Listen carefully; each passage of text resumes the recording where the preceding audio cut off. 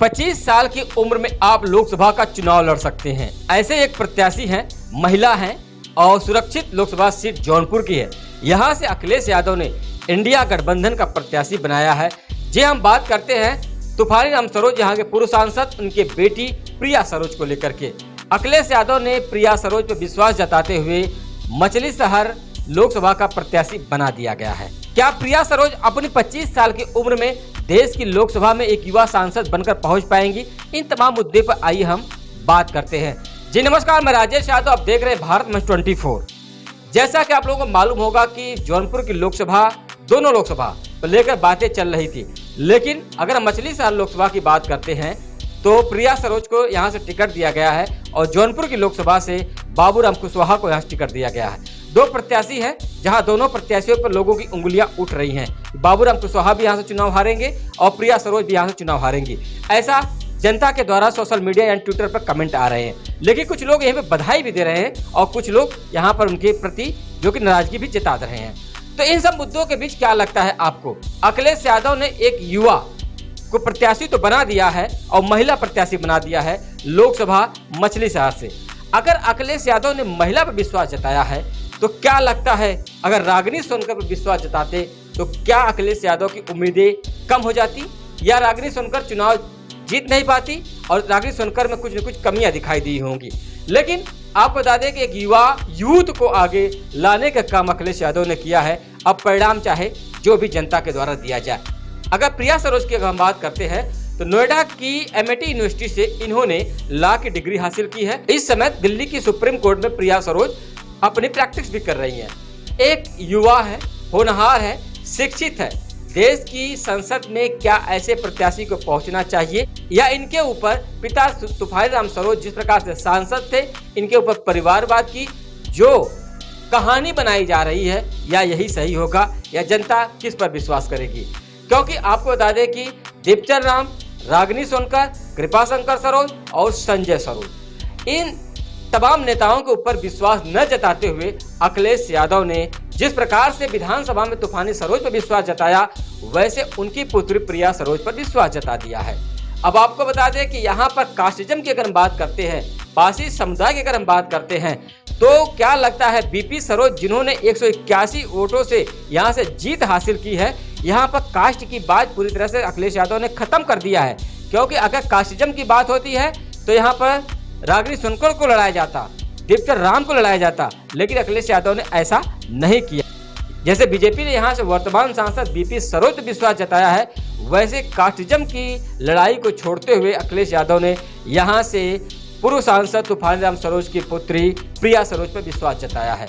जनता का कमेंट काफी ज्यादा आ रहा है इस समय। कुछ लोग कह रहे हैं कि प्रिया सरोज को टिकट नहीं देना चाहिए था और कुछ लोगों का कहना है कि नहीं, एक होनहार युवा कर्मठ है और जुझारू प्रत्याशी है और पढ़ी लिखी प्रत्याशी है, इसे लोकसभा में पहुंचना चाहिए, जनता की आवाज उठाएगी। अब आप लोग सोचिए कि क्या होना चाहिए। क्या ये जो नेताओं को टिकट नहीं दिया गया, जिन नेताओं पर विश्वास नहीं किया गया है, क्या ये नेता प्रिया सरोज का साथ देंगे या प्रिया सरोज के अंतःकलह के कारण प्रिया सरोज को भी एक असफलता का कारण बनेगा? क्योंकि एक युवा है, कभी क्षेत्र में थी नहीं और इनके पिताजी क्षेत्र में हैं और वर्तमान में विधायक हैं। क्या पिता के पदचिन्हों पर प्रिया सरोज चुनाव लड़ रही हैं या प्रिया सरोज की खुद की पृष्ठभूमि बनाई गई है जौनपुर की मछली शहर लोकसभा में? अभी तो लोगों का कहना है कि ऐसा कुछ दिखाई नहीं दिया, लेकिन चुनाव आ गया है। हो सकता है प्रिया सरोज अब क्षेत्र में दौड़ा करें और लोगों से रूबरू हो, लोगों से मिले, लोगों की समस्याओं को जाने। लेकिन अब आपको बता दें कि पासी समुदाय का वोट दो तरफ जाएगा, BP सरोज बीजेपी की तरफ और प्रिया सरोज तूफानी राम सरोज की पुत्री इनकी तरफ। ये दो वोट आपस में बट गए हैं। लेकिन अगर जातीय समीकरण की बात करते हैं तो अब यहाँ पर अन्य जो जातियां हैं वह क्या प्रिया सरोज पर विश्वास जताएंगी? क्या तूफानी राम सरोज वर्तमान में विधायक है, इनके पुत्री पर लोग विश्वास जताएंगे? क्योंकि जैसे कि BP सरोज की हम बात करते हैं तो BP सरोज यहाँ से वर्तमान में सांसद है, इनकी कार्यशैली को देखते हुए क्या जनता इन पर विश्वास जता पाएगी या एक युवा प्रत्याशी जिसकी उम्र महज 25 साल है उसे देश की लोकसभा में भेजने का कार्य करेंगे? लेकिन अंतःकलह की जो बात है वह बहुत ही मायने रखती है किसी भी लोकसभा में। जैसा कि आप लोग जानते हैं कि अंतःकलह राजनीति का सबसे बड़ा विघटन का कारण होता है। यह अगर हम बात करते हैं, जैसे दीपचंद राम एक प्रत्याशी है, पीसीएस अधिकारी भी रह चुके हैं और यह भी इस समय समाजवादी पार्टी में शामिल हो चुके हैं और चुनाव लड़ना चाहते थे लोकसभा का, लेकिन इन्हें अखिलेश यादव ने टिकट नहीं दिया। जाति समीकरण यहाँ पर भी फेल हुआ है। पूर्व आईएएस अधिकारी कृपा शंकर सरोज को टिकट देना लगता नहीं था कि लोगों के लिए उचित था। अखिलेश यादव ने विश्वास नहीं जताया, लेकिन संजय सरोज पर विश्वास अखिलेश यादव ने क्यों नहीं जताया, यह भी एक सवाल उठता है। जैसे कि एक युवा ये भी थे, एक होनहार प्रत्याशी भी थे, लेकिन ऐसा क्या हुआ कि अखिलेश यादव ने संजय सरोज पर विश्वास नहीं जताया। लेकिन प्रिया सरोज LLB की हैं, पढ़ी लिखी प्रत्याशी हैं, इन पर अखिलेश यादव ने विश्वास जताया और गठबंधन का प्रत्याशी मछली शहर से बना दिया गया है। सबसे बड़ी बात यह है कि प्रिया सरोज किस प्रकार की भूमिका अदा कर पाएंगी अपनी लोकसभा में। क्या पिता इनके तूफानीराम सरोज ही इनका प्रचार करेंगे या जनता में अपनी एक अलग पहचान क्या प्रिया सरोज बना पाएंगी? इन मुद्दों पर जनता का कमेंट जो सोशल मीडिया पर आ रहा है वो बहुत ही प्लस है और माइनस दोनों चल रहा है। ज़्यादा से ज़्यादा जो कमेंट आ रहे हैं वो माइनस ही आ रहे हैं।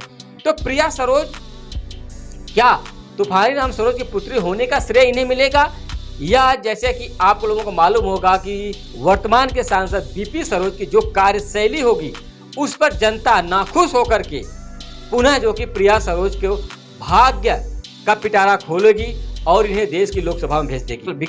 जैसा कि आप लोगों को मालूम है जनता को दो विकल्प मिलते हैं, एक प्लस एक माइनस, और ये पक्ष एक विपक्ष, एक नजदीक एक दूर। तो आपको क्या लगता है, अगर बीपी सरोज ने अच्छा कार्य किया होगा तो जनता बीपी सरोज के ऊपर विश्वास जताएगी। अगर बीपी सरोज ने काम अच्छा नहीं किया तो उसका श्रेय किसे मिलेगा, आप लोग बताइए।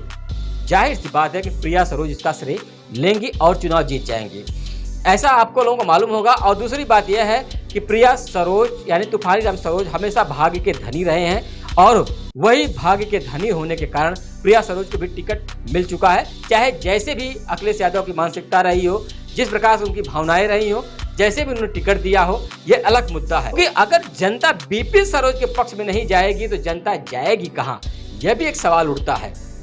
तो जनता जाएगी तो सीधा प्रिया सरोज युवा कर्मठ प्रत्याशी पर। अगर युवा प्रत्याशी पर जनता विश्वास जताती है तो प्रिया सरोज यहाँ की एक युवा 25 साल की उम्र में, जहां लोकसभा का चुनाव लड़ने की उम्र होती है, इसी उम्र में देश की लोकसभा में पहुंचेंगी। तो क्या लगता है आप लोगों को, आप लोग को चुनना है, एक युवा नेता चुनना है, या पुनः जो बीपी सरोज उन्होंने बीजेपी से 181 वोटों से महज जीत की थी गठबंधन के प्रत्याशी त्रिभुवन राम को हरा करके। अब इन तमाम मुद्दों के बीच आपको बता दें कि बीपी सरोज की नकारात्मक जो भावनाएं होंगी वह प्रिया सरोज पे आएंगी। लेकिन आप लोग एक पक्ष और सामने होता है, वह है बसपा प्रत्याशी। बसपा प्रत्याशी वैसे भी आपको बता दें कि बहुत ज़्यादा सक्रिय नहीं होंगे, क्योंकि जिस प्रकार से मायावती जी इसमें राजनीति में सक्रिय नहीं है, अपने बहुजनों को छोड़ करके अपने आवास में ही बैठी पड़ी है, उसी तरह वहां से आवाज़ उठा रही हैं। तो जनता भी अपने घरों में बैठ करके बहन जी के प्रति उतनी बड़ी मानसिकता बना चुकी है। यहाँ पर लड़ाई दो ही की है, वह है बीपी सरोज और इस समय वर्तमान की युवा प्रत्याशी, महिला प्रत्याशी प्रिया सरोज पर। कृपया आप लोग कमेंट करके जरूर बताइए, क्या प्रिया सरोज एक गठबंधन का उत्तम प्रत्याशी है या आप लोगों का कुछ अलग ही विकल्प था? आप लोग कमेंट करके जरूर बताइए। देखते रहिए भारत में 24 राजेश यादव के साथ। जय हिंद, जय भारत।